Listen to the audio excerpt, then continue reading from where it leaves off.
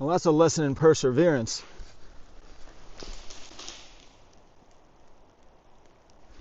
And trees do fall in the woods. I think I see my spindle.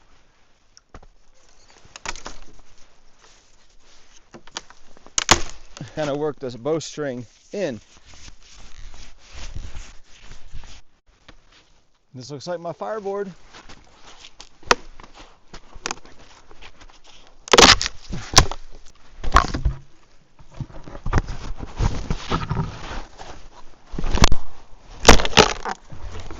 This looks like some willow here. Let's see if we can make a bowstring out of it. Start a fire with the bow drill. Oh, this feels flexible, that's for sure. I'm gonna kind of give it a bend, a more bend. I'm gonna rock my knife. Really working that bend. Rocking a knife till we get through. Keeping the bend, keeping the tension in the fibers. Now I'm gonna work the fibers. I'm gonna bend the willow on my leg. Kind of prepare the fibers to come off better.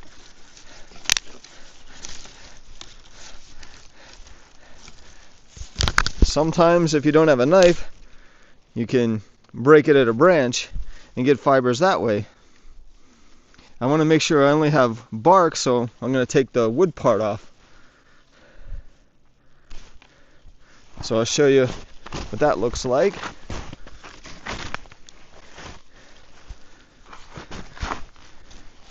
Here's the woody part of the branch, and here's the bark. And that's what I'm looking for, is this wonderful bark.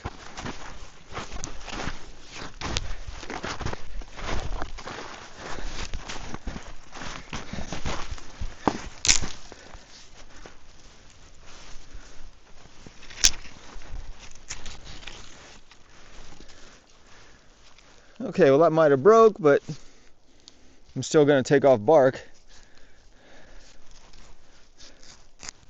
I'm going to get whatever strips I can get. I like them in longer pieces, but sometimes you got to take what you get. That's how it goes.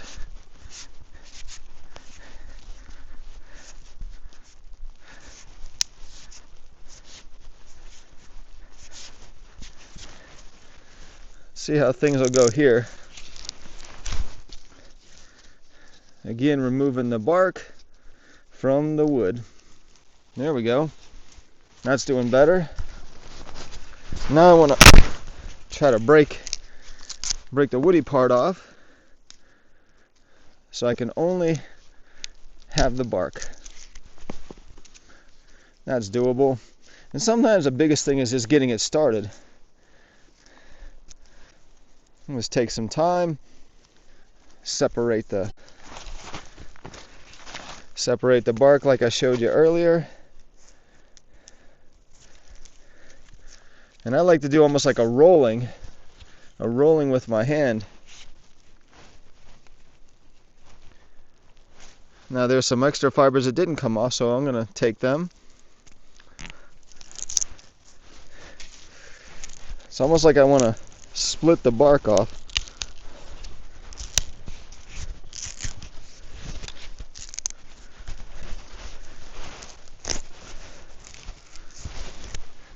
Oh, this is going to be good.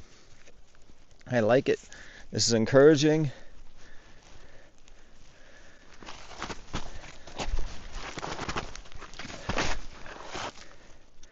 So here's the wood from the bark. Trying to just roll off nicely. This is winter bowstring making with willow. There we go. It's coming nice.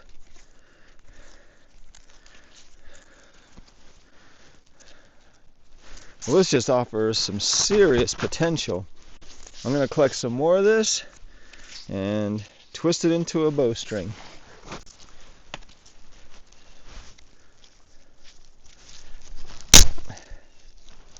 it's good to get the longest, most continuous strips possible. So that's why I'm trying to get a good start going.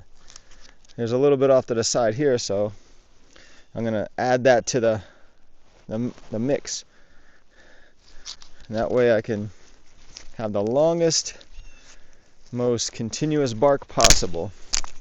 And I'm breaking it up wood side up so it doesn't snap through the bark if I would do it the other way. All right, good. That gave me some fibers. You can see how these fibers are starting to join each other. So now I have a continuous strip of fibers. Again, doing a roll, picking up the little fibers that are still attached, because that's useful. Kind of picking them off. Pinch off some of these. That's also good. Yeah, I didn't want to lose that.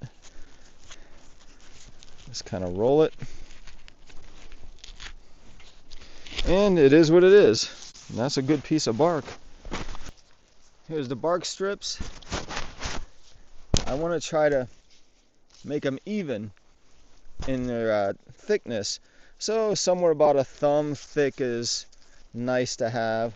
So this one is about a thumb thick, this one close. So I may have to supplement. I'll add a little bit of extra fibers here if and when necessary. But we want to start off with the overhand knot. So I'm going to do that right now. Overhand knot.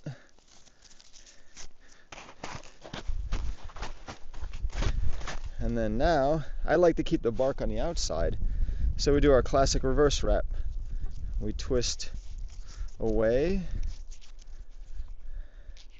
and then we twist toward. The other side, twist away, and twist toward. Keeping a twist tight.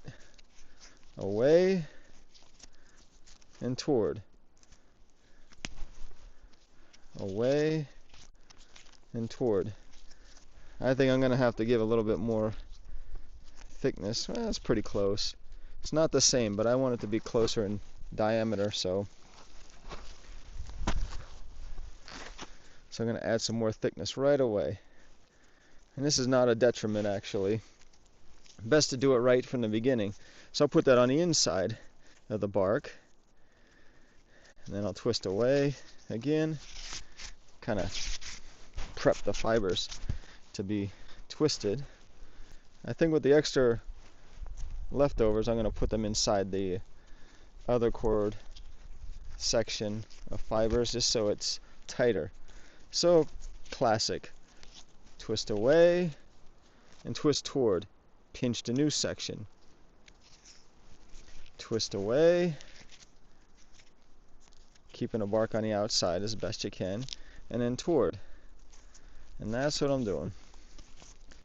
And that is starting to look like reverse wrap cordage. I'm going to continue till I get to the end. I'm getting to the point where I'm running out of fiber length. So this one looks like it's damaged, so I'm going to have to add more fibers in. So I'm going to kind of put that in there, make like a horseshoe kind of look. And then now I can twist in, away. I'm just going to tighten the other side too. So now it's away, always watching the right hand, away and then towards, continuing to add fibers as needed. I'm going to keep doing that. This side's still about a thumb thick. This one's a thumb thick, so I'm just going to keep going until I have to add more. Once we get enough cordage length, I like to take the ends and twist them really, really fine so I can tie an overhand knot at the end so the cordage doesn't unravel. This is where that simple overhand knot comes in really handy. There. Now I have some security that my bowstring's not going to unravel.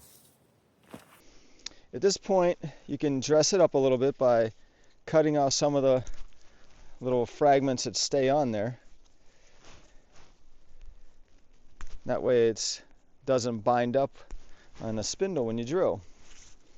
So it's okay to have little parts sticking out when you're twisting it, because you want to make the best cord you can. Okay, that's the idea. But another thing that's useful, kind of work this bowstring in.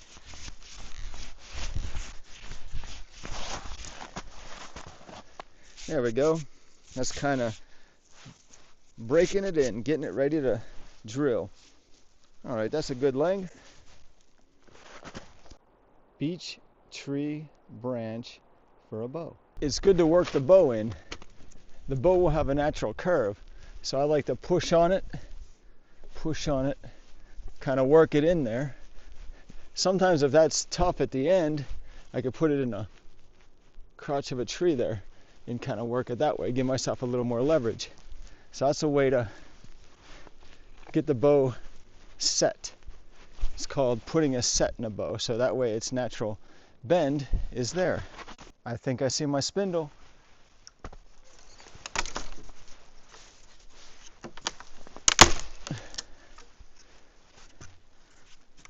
This will work.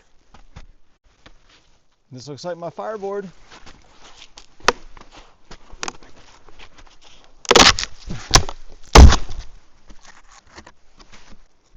Excellent.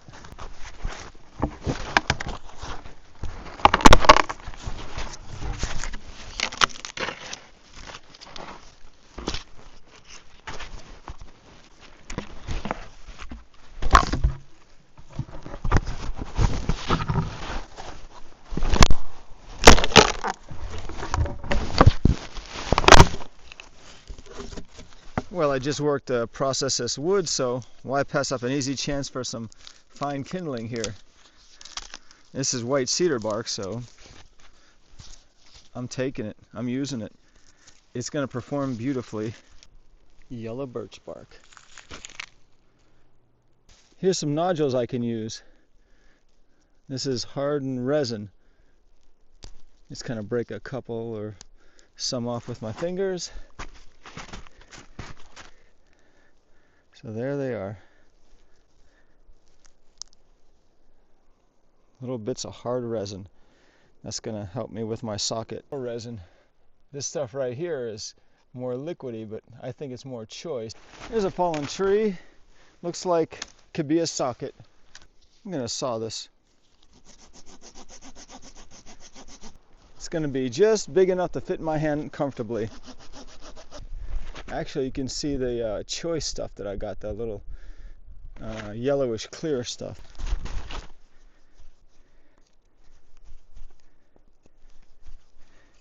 I'll add more.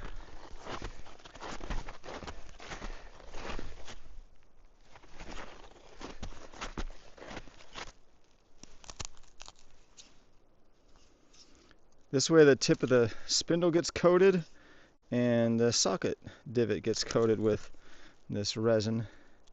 This is powdery resin. I like the liquid resin better, but hey, I'll take what I get. Actually, when I was carving this fire set, I was cleaning it up, and then I have this little flat piece. That's going to be my ember catcher.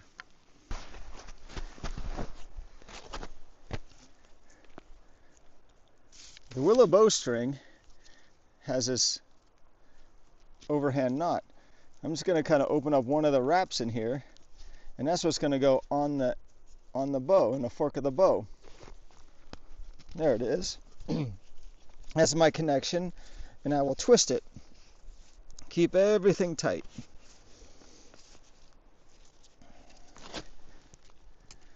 I'll get my spindle in here, learn where it wants to be. Somewhere about there. I'll add the bowstring and the reinforced split. It's going to be a little bit of work. Good thing I opened it up earlier.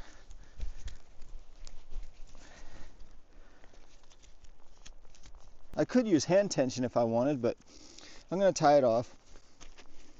Since this is an unused bowstring, I'm probably going to have to tie it some more because it's going to stretch and get broken in. I think on this case, I will make an overhand knot in the end so it gets wedged in the reinforced split. So now the overhand knot's going to be stuck in the reinforced split. That makes it easier for me so I don't have to tie it off.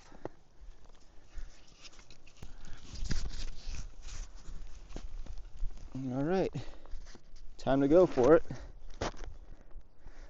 What I'm going to do is put my fingers over the dust of the resin so it doesn't fall out as easy. Time for a little maintenance. I don't mind if the string touches the snow and gets a little damp. That's going to make the bow string stronger actually.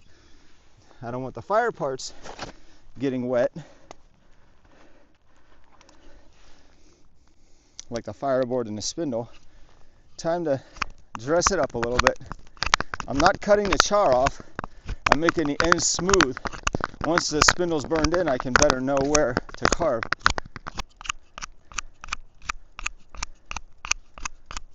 Carve the notch.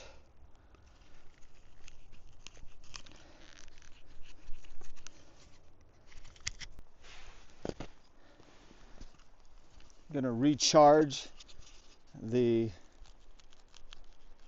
socket lube. In this case, I believe it's spruce pitch, the spruce resin. That way we have a reduced friction situation. Never hurts to recharge it after you start something. All right, the middle one's the best. What I'll probably do is drill in one of the end ones, maybe both end ones to get started, then save the middle one for when I really want to generate the ember. Well, things are starting to get a little wet, a little damp, so I had to go get some more white cedar bark. I think that's going to be my limiting factor, but I better get a move on here because I don't have much time before things get wet again.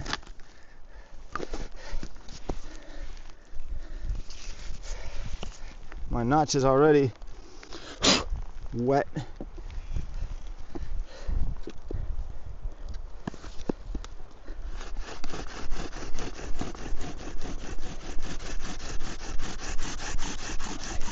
I can see this is going to be one of those videos that proves just how good this willow bark bowstring is. It's given me a lot of drilling time.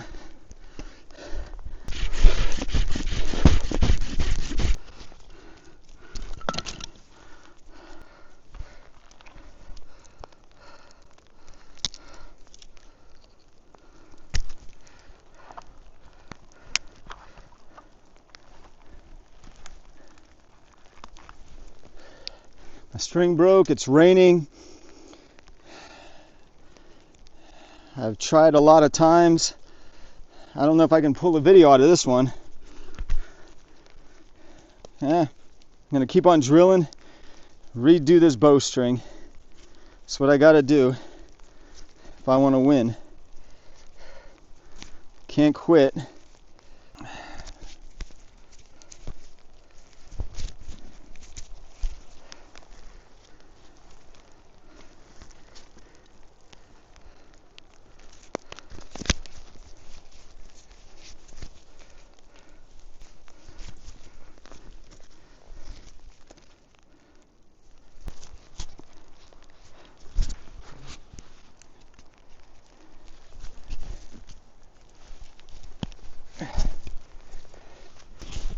Time to see if retwisting a bowstring got it done.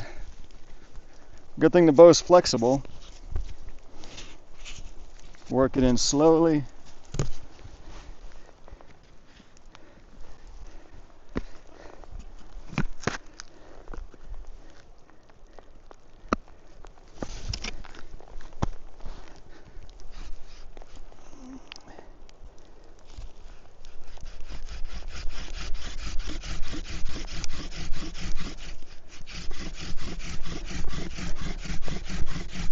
That looks like a good burn-in. Let's quickly and swiftly get this notch cut.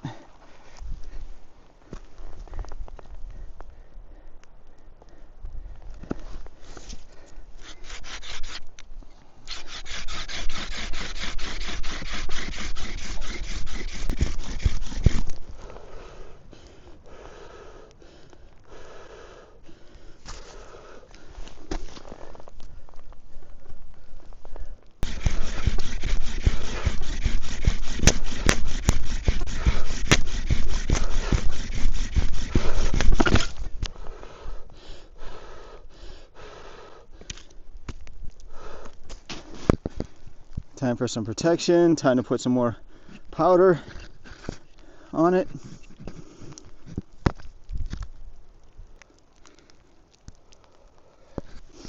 Maybe we're only halfway to the goal because I don't see flames.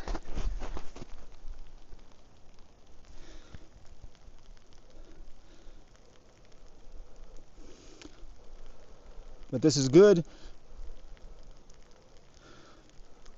We'll let it intensify.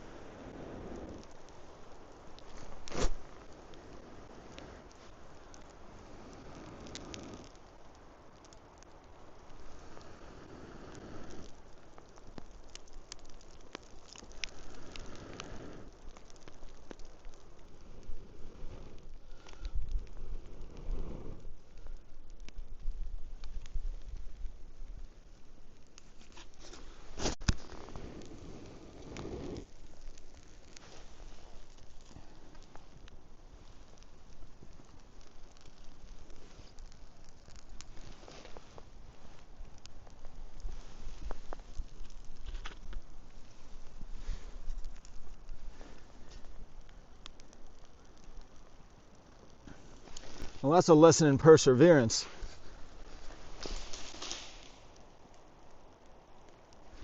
And trees do fall in the woods. Burn some of this spruce resin.